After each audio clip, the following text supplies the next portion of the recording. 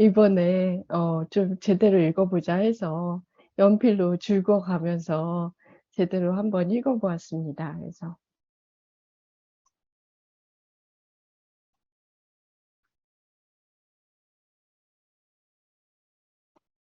왜 안 넘어갈까요?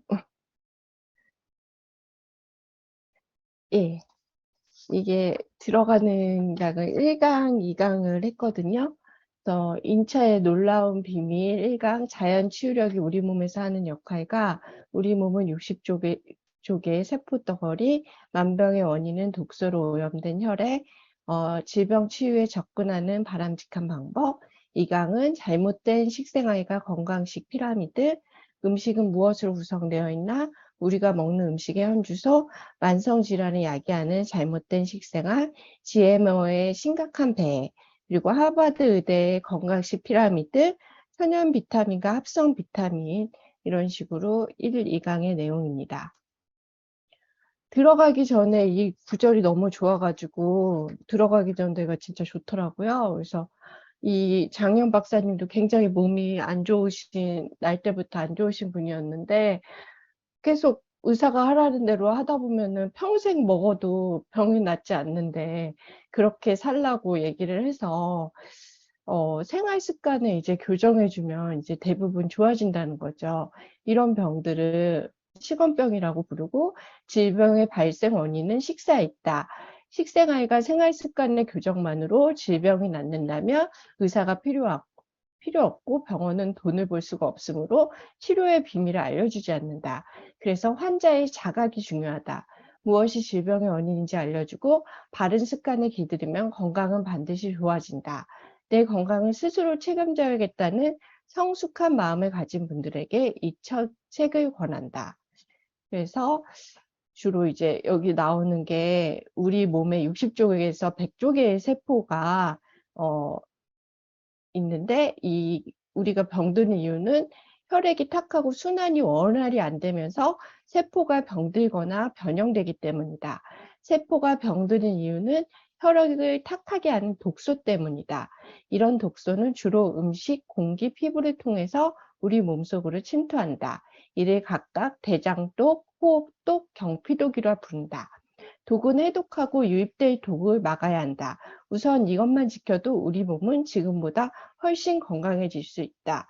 이렇게 이제 들어가기 전에 이 책이 어떻게 쓰여졌는지에 대해서 나오고요. 그리고 스티브 잡스가 진짜 일찍 어떻게 보면 굉장한 천재인데 일찍 가셨잖아요. 2004년에 췌장암 수술을 하고 2009년에 간 이식 수술과 호르몬 치료, 2011년에 10월에 56세의 나이로 그렇게 많은 부와 성공을 이루고도 세상을 떠났는데요. 이 사람이 한 말이 되게 가슴에 울리더라고요. 자기가 아무리 돈이 많아도 이런 가장 비싼 침대가 침상이며 병을 대신 알아줄 사람은 구할 수 없다. 잃어버린 것들은 되찾을 수 있다. 그러나 잃고 나서 절대 되찾을 수 없는 것이 하나 있으니 그것이 바로 삶이다.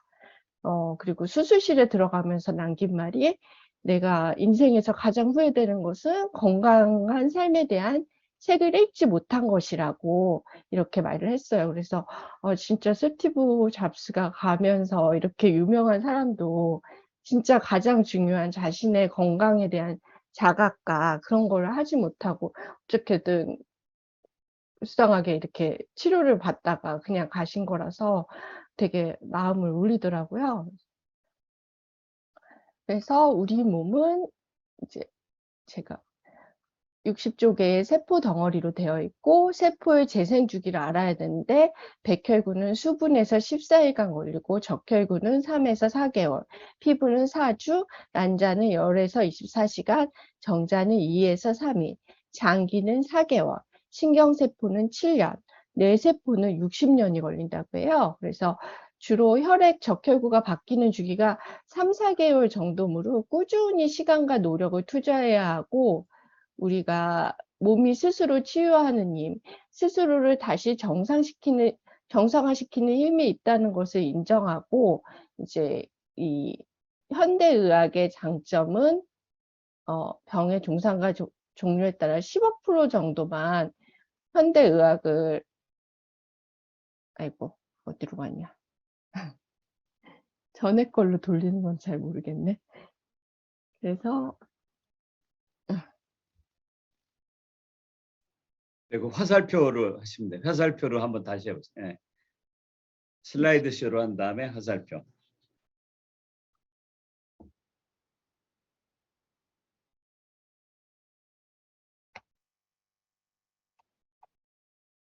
제 거는 잘 안 먹네요.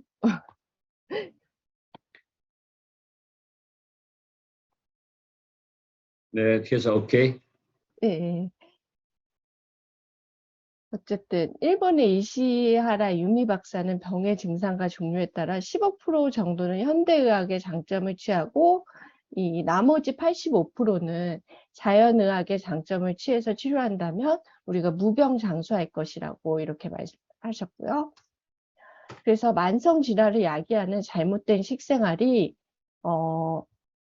이 질병들을 고치려면 잘못된 식습관부터 개선하고 부족한 영양소는 자연 음식에 들어있는 영양소를 농축해서 만든 천연 원료 기반의 영양제로 보충해야 한다. 그래서 이제 합성 비타민 C와 안식 향산 나트륨이 혼합된 물에 물고기를 넣었을 때 이게 가장 빨리 죽었다고 해요. 그래서 저는 이 책을 읽으면서 또 궁금증이 생기게 그러면 천연 비타민에 대해서 넣었을 때 물고기가 얼마나 살까 그게 갑자기 궁금하더라고요. 이거 두 가지만 이제 해놔서 그게 좀 궁금했고요. 이 성분이 무서운 게 이 두 성분이 화학 반응을 일으키면서 발암 물질인 벤젠을 형성했기 때문에 더 빨리 죽었다 이렇게 나오더라고요. 그리고 이제 우리나라 GMO의 심각한 실태에 대해서 이제 말을 하는데 정말 저도 그렇게 아메이를 하기 전에는 GMO가 이렇게 심각한 건지 몰랐는데 정말 아메이를 공부하면서 알게 된 내용인데 GMO는 몬산토와 같은 농약 회사들이 독한 농약을 뿌려도 잡초만 죽고 농작물은 죽지 않는 강한 내성을 가진 유전자 변형 종자를 개발하는 것이 목적이었다. 그래서 실험용 쥐에게 2년간 GMO 옥수수와 콩을 먹이고 관찰했을 때 각종 종양과 위와 장이 뒤틀리는 확률이 2.3배, 유방암과 뇌하 수체 종양이 생길 확률이 1.7배나 더 높았다. 그리고 GMO를 먹은 쥐들의 이세는 자폐와 불임을 갖고 있다. 그래서 되게 요즘에 자폐와 불임이 많이 생기는 이유가 정말 우리가 정말 GMO를 우리도 모르는 사이에 엄청나게 많이 먹고 있고 그렇게 먹어왔고 그것이 잘못된지도 몰랐는데 그냥 요즘 현대에서 그냥 많이 생기는 병으로 알았는데 이 부분이 되게 와닿더라고요. 우리나라는 세계 1위 GMO 수입 대국이고 GMO에 대해서 전 세계에서 제일 관대한 편이라고 합니다. 그래서 우리나라는 식용유, 간장, 증류주, 참치, 총조림 등의 가공식품들을 GMO 표시 대상에서 합법적으로 제외한 나라라고 하고요. 18가지 GMO 중 오직 7가지 콩, 옥수수, 유채 등만을 표시 대상으로 합니다. 그래서 식약청은 논 GMO 표시를 허용하면 물가가 상승할 수 있다는 우려로 앞장서서 반대하고 있는 실정인데 이게 몬산토가 주장하는 그런 내용이랑 너무 같아서 좀 섬찟한 거죠. 그래서 저는 이거를 또 들으면서 느꼈던 게 우리가 이 GMO가 들어간 것들이 화장품이든 뭐든 뭐 엄청나게 많은 거잖아요. 일반 식품들은. 근데 이제 아메이 사람들이 다들 비싸다고 하는데 진짜 저희는 GMO를 그거를 철저하게 씨앗부터 관리해서 하는 회사이기 때문에 정말 알맹이가 얼마나 저렴하게 안전하게 그런 제품인가 거기에 대해서 또 다시 한번 느꼈거든요.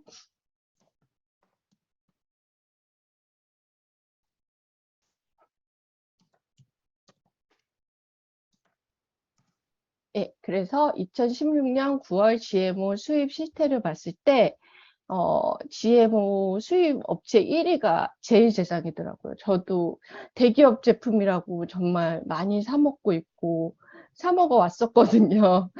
그리고 대상, 사조, 뭐, 다 우리나라 쟁쟁한 기업들이 엄청나게 다 GMO로 해가지고 만들고 있더라고요. 그래서, 어, 진짜 여기 나오네요. 가축의 사료, 옥수수, 99%가 GMO, 의약품, 오염 정화 기술 등에 활용되고, 옥수수는 식품과 사료, 포도당의 주사제나 질병 치료 백신, 호르몬의 원료로도 사용된다. 그래서 정말 우리가 병을 치료하려고 주사도 맞고 뭐도 하겠지만 GMO로 우리 몸을 갖다가 또 더 어떤 부작용이 있을지 모르면서 계속 처방을 받고 있다는 사실이 되게 충격적이었거든요. 그래서 우리 몸은 먹는 대로 만들어진다. 그래서 하버드 의대생의 이 피라미드 5층까지의 이거에 대해서 진짜 기본인데 가장 저도 잘 못 지키고 있는 거더라고요. 피라미드의 1층이 일단은 운동과 체중 조절을 해서 땀이 날 정도의 운동을 최소 주 3, 4회는 해야 하고, 피라미드의 2층은 매 끼 식사마다 섭취하길 권장하는 음식, 잡곡밥, 현미밥, 호밀빵, 통밀빵, 오메가6가 많은 콩기름, 옥수수유, 해바라기유, 그러나 GMO 원료가 안 들어있는 오메가3가 풍부한 올리브유, 들기름, 과일은 하루에 5회 이상 섭취를 권장하고요. 종합 비타민제와 여분의 비타민 D를 추가로 섭취해야 합니다. 그리고 피라미드의 3층은 하루 1, 3회 섭취를 권장하는 음식, 생선, 가금류, 두부, 반모, 닭고기, 탁구공 크기 2개 정도의 씨앗 견과류, 밥숟가락 1에서 3숟갈 정도를 먹어야 하고요.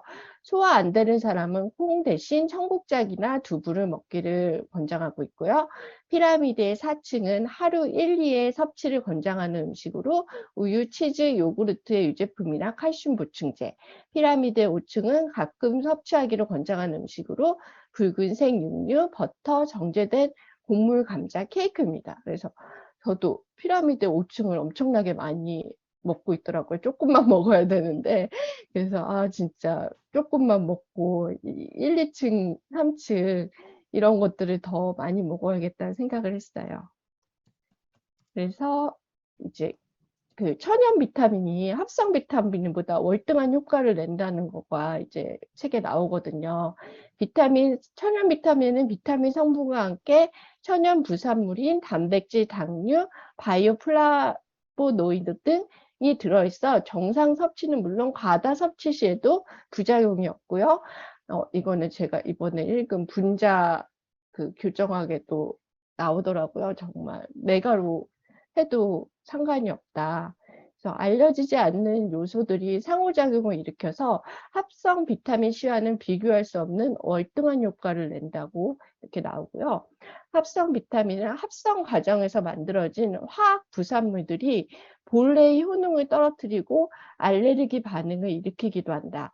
또한 과다 섭취 시 폐암 발병률 증가, 시력 저하, 탈모, 간 비대, 위염, 백혈구 기능 손상 등의 부작용을 초래한다고 합니다.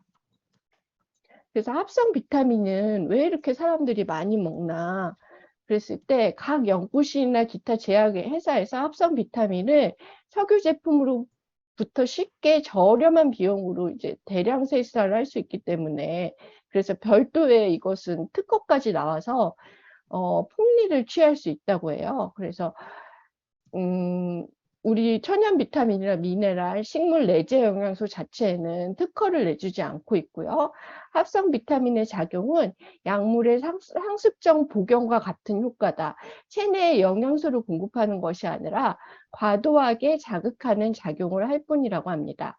그래서 2008년 덴마크 대학병원 연구팀은 합성 비타민 섭취자와 조기 사망률이 16%나 높다고 발표했다고 합니다.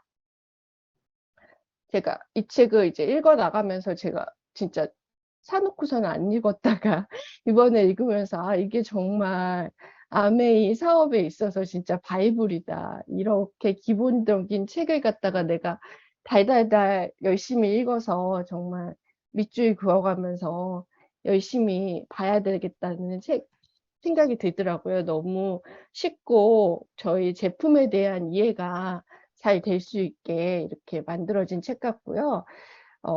진짜 우리 몸의 독서뿐 아니라 우리를 둘러싼 생활 독서, 환경 독서까지 골고루 디톡스해주는 사업이 아메임을 깨달았고, 진짜 먹거리 영양제 저는 아무 생각 없이 먹었던 것들이 정말 부도덕하게 만들고 얼마나 자기네들의 정치적 이득이 이렇게 숨어 있는지, 우리가 똑똑해지지 않으면 정말 우리는 그냥 그거를 갖다 당연하게 먹으면서 대기업이니까 당연히 잘 만들었을 거야.